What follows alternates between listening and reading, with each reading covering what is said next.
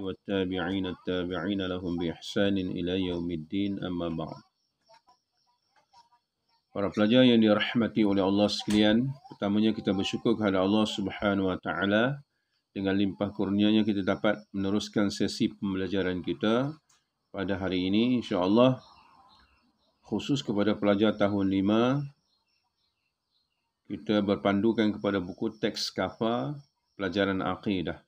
Buku teks kafa pelajaran akidah tahun 5 dan insya-Allah para pelajar diminta untuk membuka muka surat 46. Muka surat 46 di atas tajuk sifat-sifat wajib pada Rasul dan kita masuk pada sifat yang keempat iaitu al-fatanah. Sifat wajib pada Rasul itu ada 4. Yang pertama as-siddiq, yang kedua al-amanah, yang ketiga at-tabligh dan yang keempat insya-Allah pada hari ini al-fatanah. Baik, muka surat 46, al-fatanah artinya bijaksana.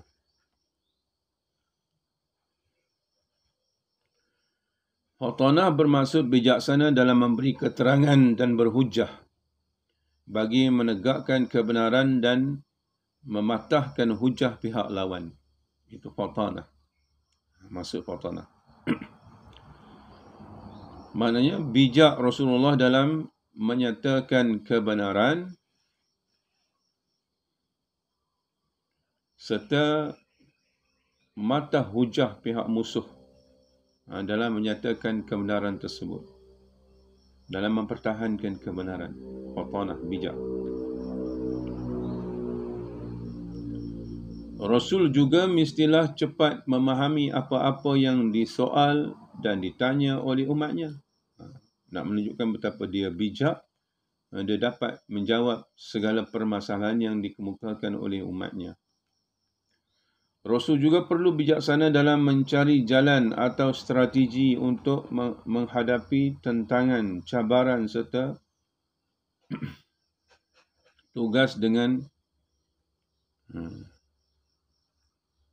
tegas dan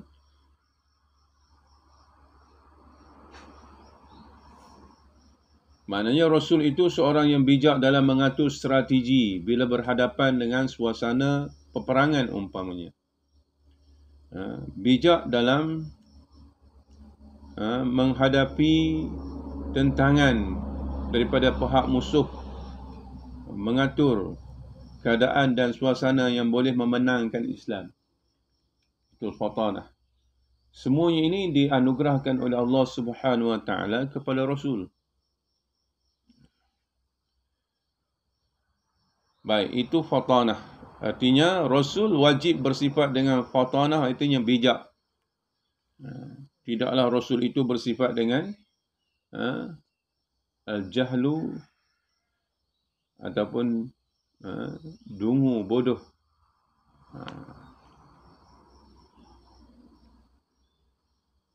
Baik, mana dalilnya? Allah Ta'ala menyebut dalam Al-Quran surah Al-An'am ayat 183. Firman Allah Subhanahu Wa Ta'ala, wa tilkal hujjatuna atainaha Ibrahim ma'ala qaumih. Maksudnya, dan itulah hujah kami yang kami berikan kepada Ibrahim untuk mengalahkan kaumnya. Bagaimana kisah Nabi Ibrahim alaihissalam berhujah kepada kaumnya, terhadap kaumnya yang mendakwa Nabi Ibrahim telah menghancurkan berhala-berhala sembahan mereka. Lalu bijaknya Nabi Ibrahim dalam berhujah. Nabi Ibrahim tak menghancurkan kesemua berhala tersebut. Tinggal satu. Bijaknya, fatanahnya Nabi Ibrahim. Tinggal satu yang besar, letak kapak di telinga berhala tersebut yang besar. Lalu bila mana umatnya mendakwa tentang yang membinasakan berhala itu Nabi Ibrahim kata, cuba tanya kepada berhala yang satu lagi tu, yang ada kapak di telinganya tu. Nak menunjukkan betapa bijaknya Allah Ta'ala mengatur kebijaksanaan yang ada pada Nabi Ibrahim untuk melawan hujjah, mengalahkan hujjah dengan umat ke atas umatnya. Baik, dalil aqli. Rasul perlu bersifat bijaksana dalam menyebarkan syariat Allah dengan memikirkan jalan, cara atau idea yang bernas supaya tugas berdakwah menjadi mudah dan lancar. Sirah Rasul SAW terdahulu, sirah Rasul terdahulu juga telah membuktikan tanpa akal yang bijaksana, dakwah mereka pasti tidak akan berjaya. Itulah sifat yang keempat yang wajib ada pada Rasul, iaitu bijak dalam mengatur strategi. Sebagaimana Rasulullah SAW mengatur strategi ketika berhadapan dengan perang Uhud. Perang Uhud, perang Bukit Uhud, Nabi menyediakan sepasukan pemanah di atas Bukit Uhud. Lalu Nabi berpesan, jangan kamu tinggalkan bukit ini walau bagaimana keadaan sekalipun. Itu strategi Rasulullah SAW. Di kaki Bukit Uhud itu Nabi menunggu di satu wadi ataupun paya air supaya musuh tidak mendapat bekalan air. Bijaknya strategi yang dibuat oleh Rasulullah SAW. Itulah anugerah Allah Subhanahu Wa Taala kepada rasul-rasul yang dipilih oleh Allah Subhanahu Wa Taala, dan kita wajib meyakini bahawa rasul-rasul itu bersifat dengan al-fatanah, bijak dalam mengatur strategi dan dakwahnya. Jadi insya-Allah saya mengharapkan para pelajar untuk sama-sama membuat catatan nota di atas sifat yang keempat pada Rasul ini, al-fatanah, artinya bijaksana. Catatan nota al-fatanah pada muka surat 46 dan dalil